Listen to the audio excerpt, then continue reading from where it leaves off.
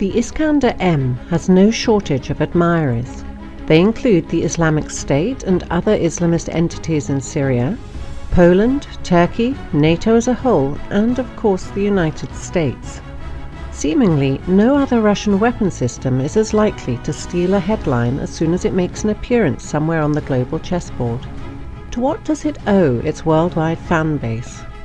In part, the answer lies in its actual combat abilities. It is a medium-range missile system which uses a combination of maneuvering and therefore difficult to intercept ballistic missiles, capable of carrying a variety of conventional and nuclear warheads. It is extremely accurate, with a circular error probable of under 10 meters, which makes it useful against heavily protected small targets that would require a direct hit in order to be destroyed. Its officially acknowledged range of 500 kilometers makes it a weapon of far more than tactical importance, as it can destroy sites far behind enemy front lines and hold in check enemy value targets such as key infrastructure, high-level command posts, and logistical nodes. The entire system is based on highly mobile wheeled platforms, which are suitable for aerial transport by heavy airlifters. Iskander-M deployment to Syria demonstrated Russia's ability to send these powerful warfighting and conventional deterrent weapons to almost any friendly part of the globe on a moment's notice. As of April 2016, the Russian military had 6 complete Iskander-M brigades in service, with each brigade possessing 12 launch vehicles. Since each vehicle carries 2 ready-to-launch missiles, with reloads carried by the brigade's resupply vehicles, each brigade is capable of a simultaneous 24-missile volley, which would be sufficient to saturate any tactical anti-ballistic missile system currently in service or development. In effect, a single Iskander-M brigade is equivalent to 3 Bayern-M missile corvettes in terms of firepower, though the land-based launchers can be rapidly reloaded, whereas the corvettes would have to return to base for replenishment. The other reason for Iskander-M's popularity is its political dimension. By the late 1980s, the Soviet military was using 2 sub-strategic ballistic missile systems, the 120-kilometer range Tochka and the 450-kilometer range Oka. Even though Oka's range was below the 500-kilometer threshold of the Intermediate Range Nuclear Forces Treaty, the Gorbachev government in effect made the US a present by pledging to eliminate the Okas along with longer-range missiles. Even though it left the Soviet military without a modern operational range missile system, evidently Gorbachev and others hoped that such weapons would be unnecessary in the era of the New World Order. They turned out to be wrong. The Iskander-M was developed and deployed in order to fill that gap once it became clear that NATO's intentions towards post-Cold War Russia were far from benign. NATO, and especially the US, has undertaken several initiatives to render the INF Treaty obsolete.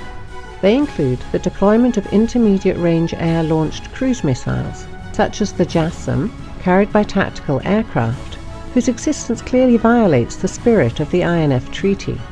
The US Army has since deployed large numbers of ATACMS ballistic missiles, whose officially acknowledged range is 300 kilometers, though the missile's actual potential is unknown, and the LPRF program is supposed to yield an even longer-range missile for the US military. Cruise missile-carrying US naval ships, including the rather well-known USS Donald Cook, regularly approach Russian coasts. But the most direct US violation of the INF Treaty is the placement of land-based anti-ballistic systems in Eastern Europe. These systems use the naval Mk-41 launchers, which are perfectly capable of using the entire range of Tomahawk cruise missiles. Therefore, the deployment of these ABM systems also means a US breakout from the INF Treaty. The Iskander-M, therefore, should be viewed as a Russian response to the US INF violations. In addition to the 9M723 ballistic missile with a range of 500 kilometers, each launch vehicle can also fire the 9M728 cruise missiles, whose actual capabilities have never been revealed, though the missile has been tested out to at least 200 kilometers.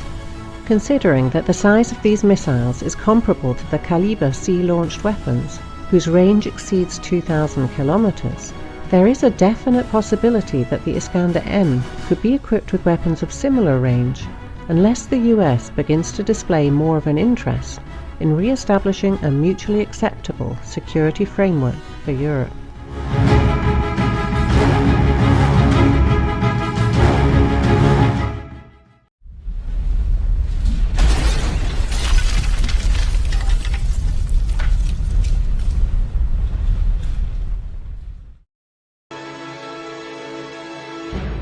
Military news. Russia's deadly S-500 air defense system, ready for war at 660,000 feet.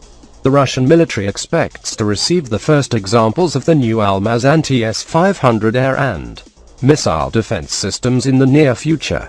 Meanwhile, tests are continuing on the advanced S-350 VITIAS system, which will eventually replace the existing S-300PS air defense batteries. We expect the first samples of the S-500 anti-aircraft missile system to be delivered soon. Lt. Gen.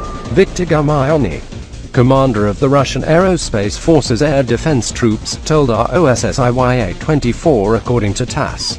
The new weapon, which will form the upper tier of Russia's layered integrated air defense system, is expected to be able to engage targets at altitudes of about 125 miles or 660,000 feet. That means that S-500 will be able to engage targets such as incoming ballistic missiles in space at ranges as great as 400 miles. The first regiment of S-500 will be deployed to protect Moscow and central Russia.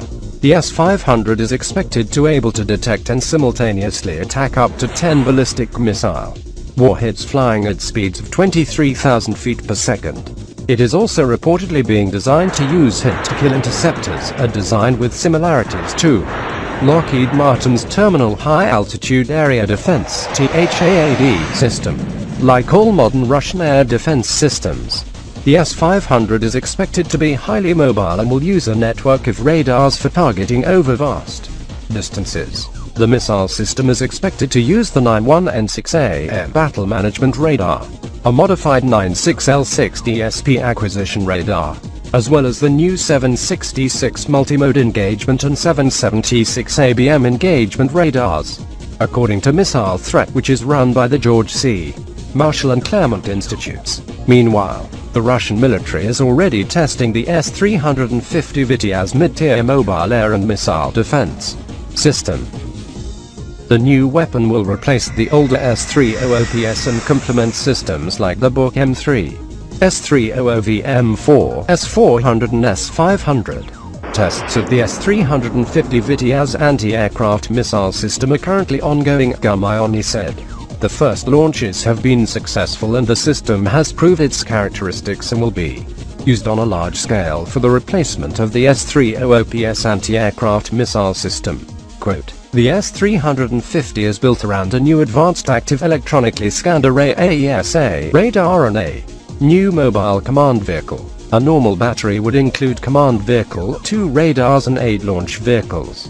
The S-350 uses the same active radar-guided hit-to-kill interceptors as the S-400 and can engage targets at ranges of 75 miles at altitudes of about 100,000 feet.